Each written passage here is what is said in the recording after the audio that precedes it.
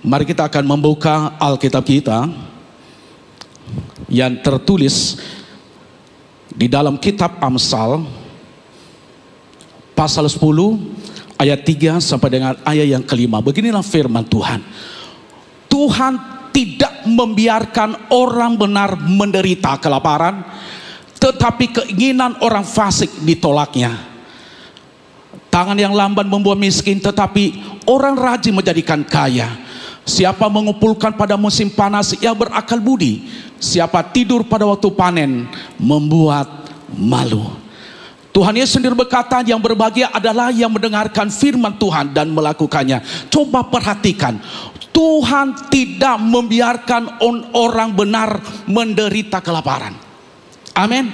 Saya percaya hari ini kita adalah orang benar, baik yang berada di rumah masing-masing, yang beribadah bersama dengan kami. Saya percaya kita adalah orang benar. Berarti orang benar di sini adalah orang yang melakukan firman Tuhan. Orang benar di sini adalah orang yang hidup dalam kekudusan.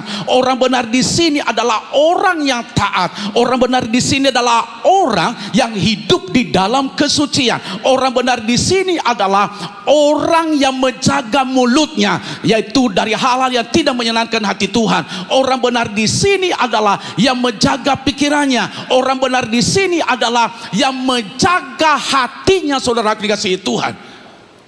Apa katanya? Apa katanya? Coba perhatikan.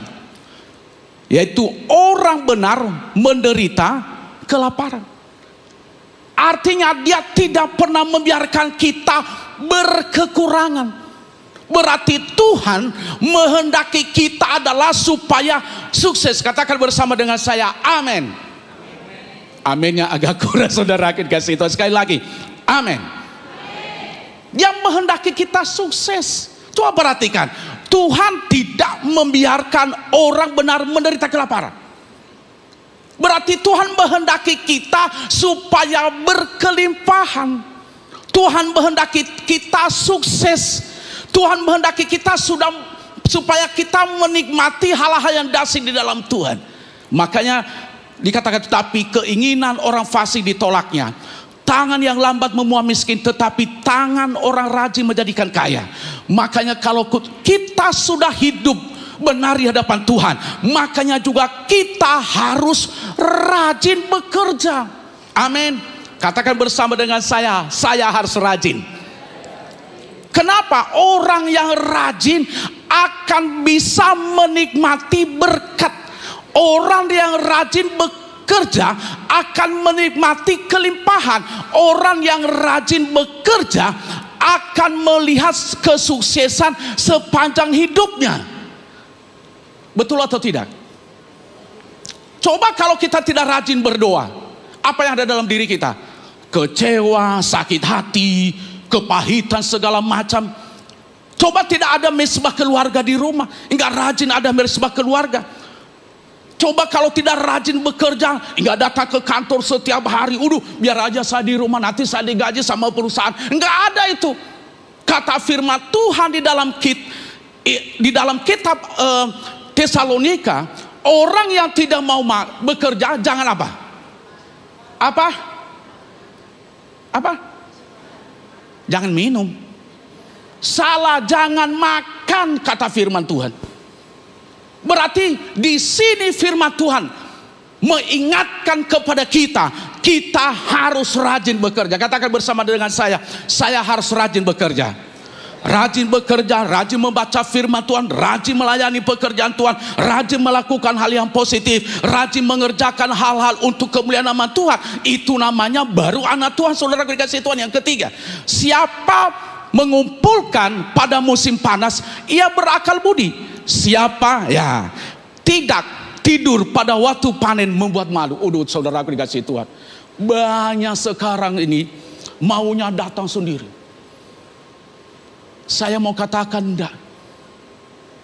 Contohnya musim panen, hal yang positif enggak, biarin aja itu. Makanya sangat jelas di sini dikatakan begini, ya, siapa mengumpulkan pada musim panas, ia berakal budi. Siapa tidur pada waktu panen, membuat malu. Sudah ada di depan mata. Dia tidak mau ngambil. Sudah ada dihidangkan di depan matanya, ini makanan, biarin aja, nanti entar nasinya masuk ke mulut saya. Tidak ada itu. Tidak ada. Makanya dikatakan di sini, musim panen aja dia malas, dia tidur. Bagaimana bisa mendapatkan kesuksesan? Kenapa? Karena di dalam dirinya tidak ada kerinduan untuk mendapatkan, untuk meraih hal itu. Maunya saudara dikasih Tuhan, yaitu nanti datang sendiri, nanti transfer sendiri. Saudara dikasih gaji saya per bulan dikasih begini. Nanti Tuhan akan melakukan, kata firman Tuhan, carilah dahulu kerajaan Allah dan kebenarannya, maka semua apa? Ditambahkan kepadamu.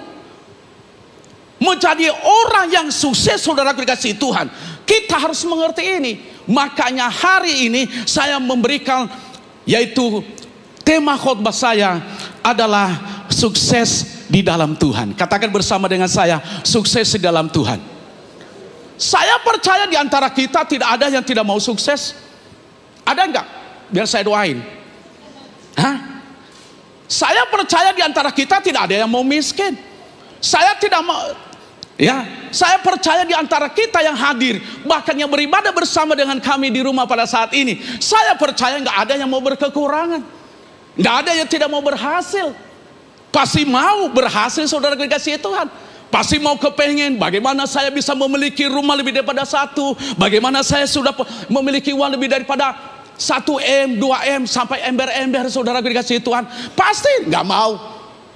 Ya. Kalau dia contohnya seorang anak muda yang kepengen sukses dari S1, S2 sampai S3, sampai campur-campur, ya, sampai bocor-bocor, saudara dikasih Tuhan, pasti kepengen.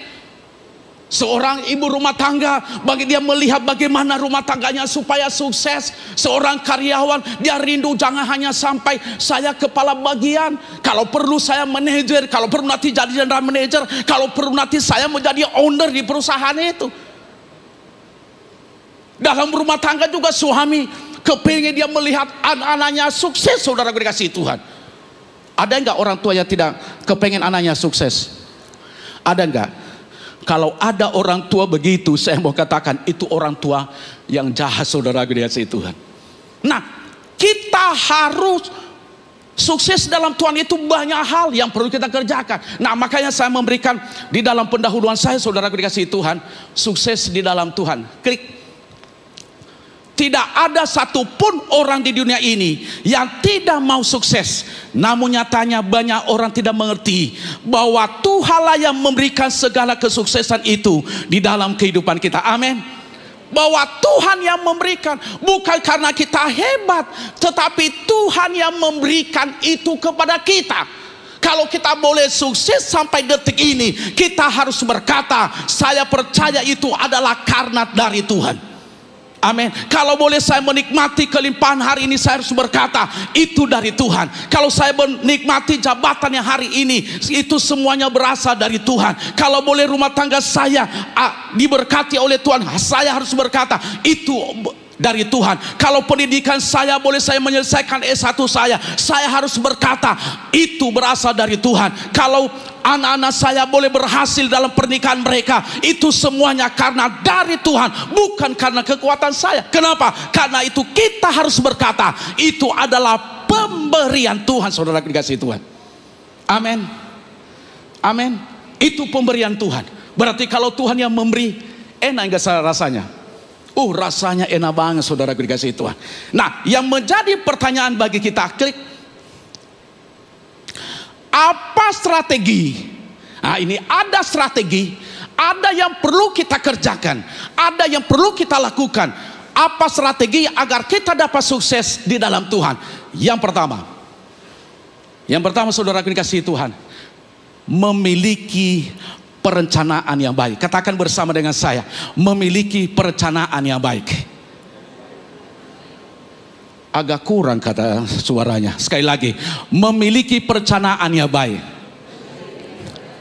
Saya akan baca satu ayat yang tertulis ya di dalam Amsal 24 ayat 6. Karena hanya dengan perencanaan engkau dapat berperang, dan kemenangan tergantung pada penasehat yang banyak.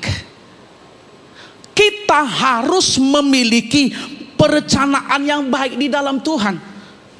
Artinya merencanakan. Saya merencanakan ini, saya serahkan ke dalam tangan Tuhan. Ya, saya contohnya memberikan pendidikan yang terbaik buat anak saya. Saya serahkan kepada Tuhan. Biarlah Tuhan yang bekerja, biarlah Tuhan yang melakukannya. Saya serahkan, rencanakan kepada Tuhan.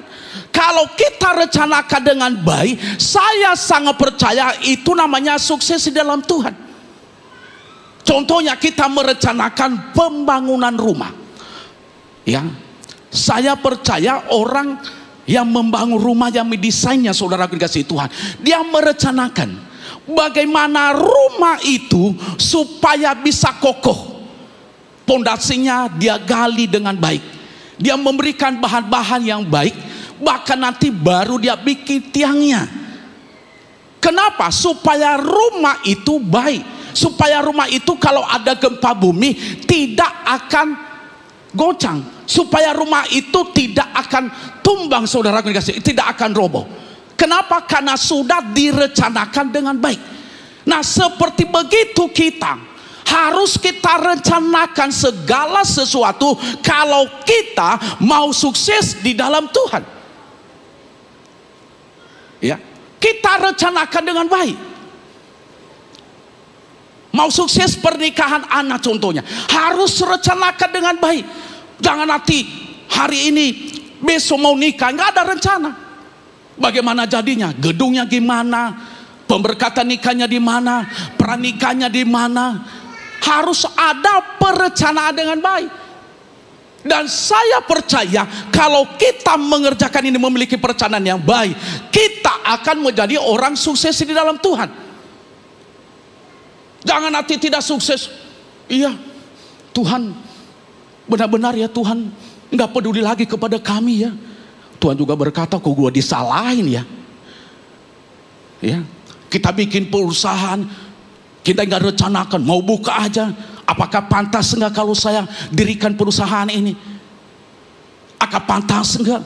Mau berumah tangga contohnya, mau menikahkan anak, apakah pantas enggak? Kenapa? Karena tidak ada perencanaan. Perencanaan itu sangat penting untuk mendapatkan kesuksesan di dalam Tuhan. Kalau tidak ada perencanaan untuk sukses dalam Tuhan, makanya banyak orang yang gagal, banyak orang yang meninggalkan Tuhan, banyak orang yang kecewa sama Tuhan, banyak orang, saudaraku dikasih, tidak mau datang ke gereja lagi. Kenapa? Karena dia merencanakan hal itu tanpa ikut Tuhan. Enggak ada amin. Coba deh berikan tepuk tangan yang meriah bagi Tuhan Yesus Kristus. Amin. Kita harus melibatkan Tuhan. Dan banyak juga orang yang sukses, saudara dikasih Tuhan, saat ini. Kenapa? Karena mereka merencanakannya, selalu melibatkan Tuhan, selalu Tuhan yang utamakan, selalu Tuhan yang didahulukan. Itu namanya berhasil, saudara dikasih Tuhan. Yang kedua yang perlu saya sampaikan kepada kita, apa strategi agar dapat sukses di dalam Tuhan? Memiliki strategi yang matang. Katakan bersama dengan saya harus memiliki strategi yang matang. Ya, mungkin kita berkata, aduh, ada strategi ke perang aja. Loh, saudara aku dikasih Tuhan, benar juga. Jangan salah, kalau berperang juga ada strategi yang harus dikerjakan. Nah, begitu juga kalau kita sukses dalam Tuhan, kita harus ada strategi yang perlu kita kerjakan. Strateginya apa, saudara aku dikasih Tuhan? Yang pertama, kita harus takut Tuhan. Katakan bersama dengan saya, takut Tuhan. Agak kurang sedikit. Sekali lagi, takut Tuhan.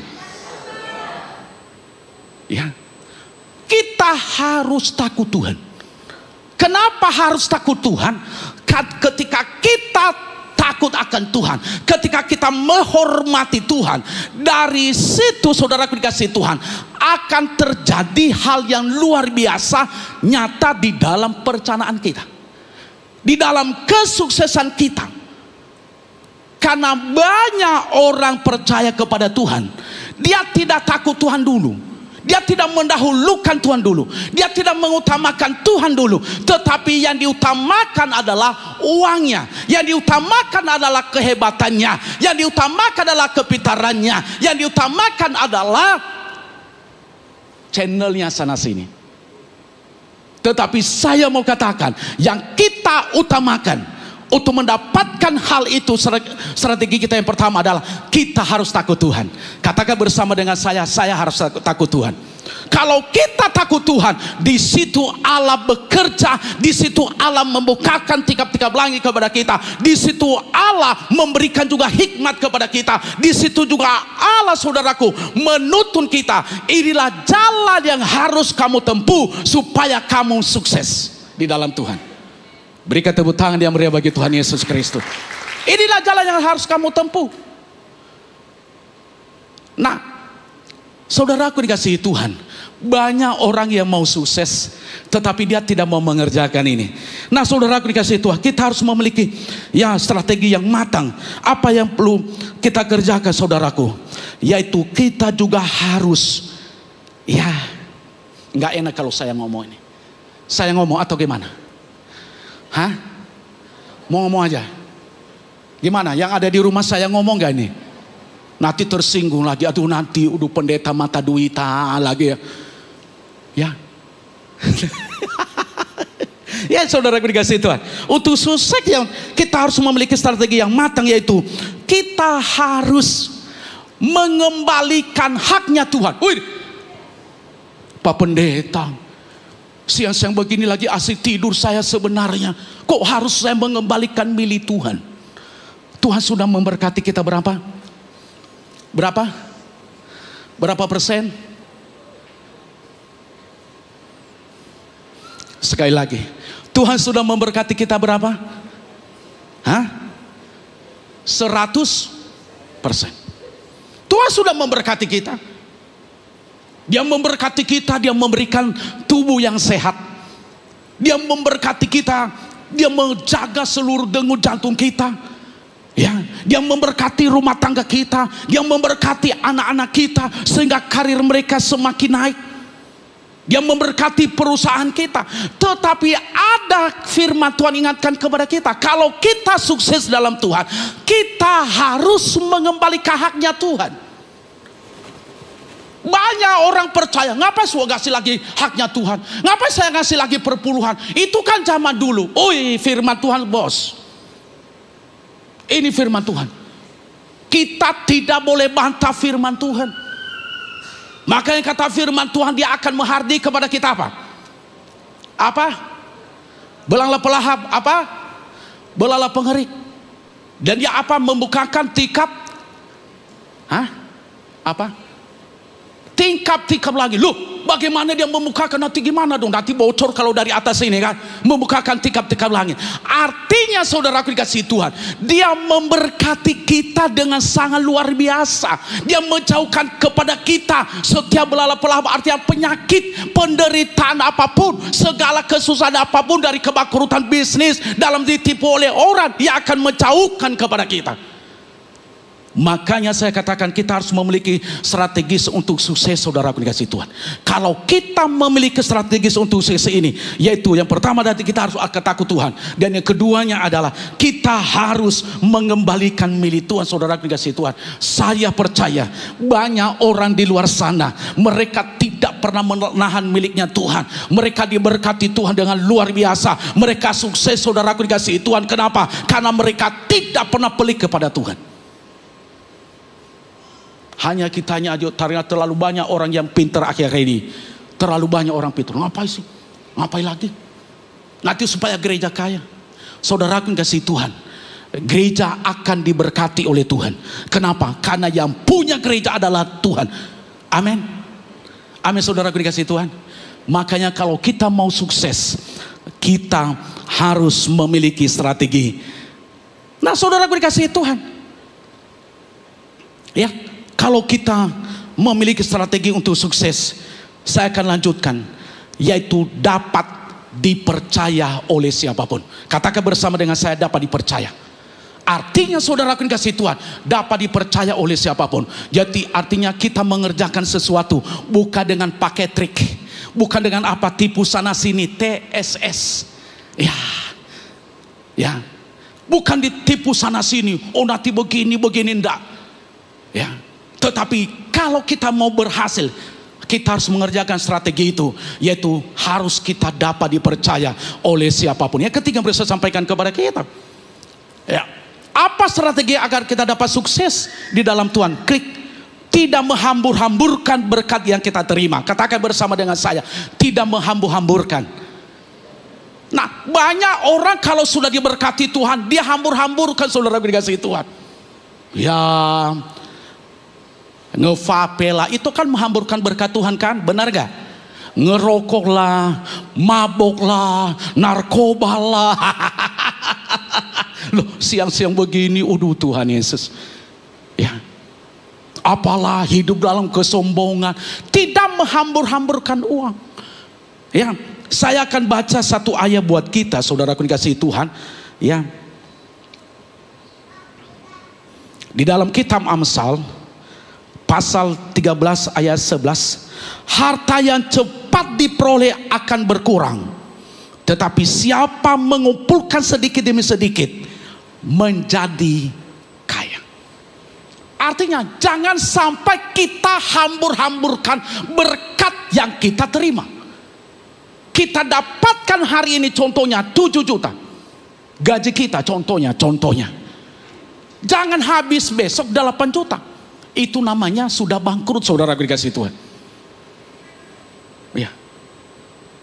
Kadang-kadang ada terjadi begitu. Ada ya banyak anak Tuhan yang tidak perlu dia belanjai, itu namanya menghambur-hamburkan berkat Tuhan.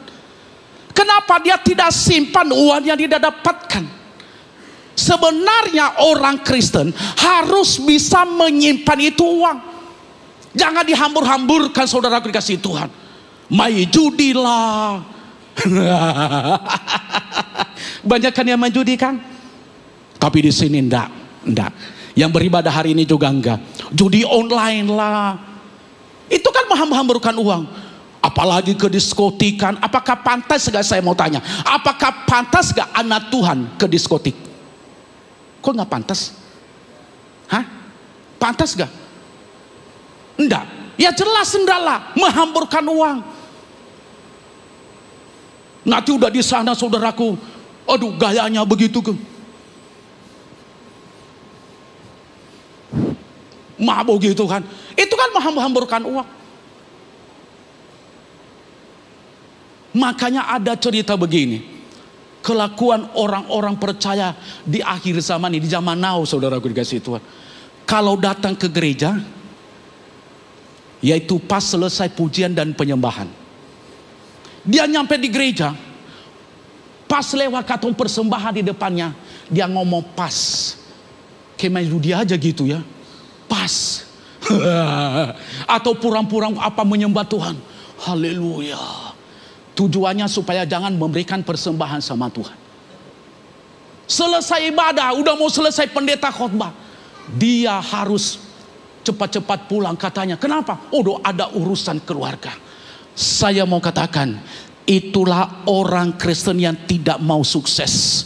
Itulah orang Kristen yang menyia-nyiakan berkat Allah di dalam hidupnya. Makanya hari ini saudara dikasih Tuhan, apapun berkat Allah yang kita terima, kita tidak boleh hambur-hamburkan kalau bukan untuk kemuliaan nama Tuhan. Kita tidak boleh hambur-hamburkan kalau hanya memuaskan nafsu kita. Kita tidak boleh hambur-hamburkan hanya memuaskan gadingan kita. Kita tidak boleh hambur-hamburkan saudara dikasih Tuhan hanya mengikuti keinginan setan. Dan saya percaya hari ini, biarlah kita sebagai orang percaya, kita tidak boleh hambur-hamburkan yang Tuhan telah berikan kepada kita. Yang keempat, saudaraku dikasih Tuhan, yang keempat, apa strategi agar kita dapat sukses di dalam Tuhan? Memiliki kerinduan untuk terus belajar dan berinovasi. Katakan bersama dengan saya, belajar dan berinovasi. Kalau kita mau sukses, kita harus berinovasi. Mungkin saya tidak mengajari saudara, mungkin saudara pebisnis yang luar biasa, tetapi kita harus berinovasi. Ketika suatu saat terjadi di Indonesia pada waktu itu, karena banyak orang yang live, saudaraku, di dalam satu medsos, ada yang protes. Kami kesepian nih jualan kami. Kami gak ada yang laku setiap hari. Kenapa orang lain gak ada yang belanja lagi di toko kami? Kenapa? Karena orang lain berinovasi, dianya hanya nunggu yang datang. Nah, kita juga sebagai anak Tuhan harus kita berinovasi, saudara dikasih Tuhan, kalau kita mau sukses. Benar gak? Gak ada yang ngomong iya gitu ya. Ya, harus berinovasi. Oh, jangan begitu, hanya ini aja. Ya, kita harus berinovasi. Inovasi di sini, saudara dikasih Tuhan, berarti kita tidak pernah berhenti belajar. Kita harus mengikuti kegerakan-kegerakan yang sedang terjadi. Sekarang coba online melalui apa, saudara dikasih Tuhan? Jualan. Hah? Gimana? Ya udah, tahu sendiri saudara dikasih Tuhan. Nah, begitu juga kita coba. Gereja kita di tempat ini, kita terus online, saudara dikasih Tuhan. Ya, itu namanya berinovasi, belajar. Dan saudaraku dikasih Tuhan, kita juga harus memiliki namanya jiwa ATM. Nggak ada tuh namanya jiwa ATM? Nggak tahu? Hah? Nggak tahu? Saya mau ngasih tahu ya.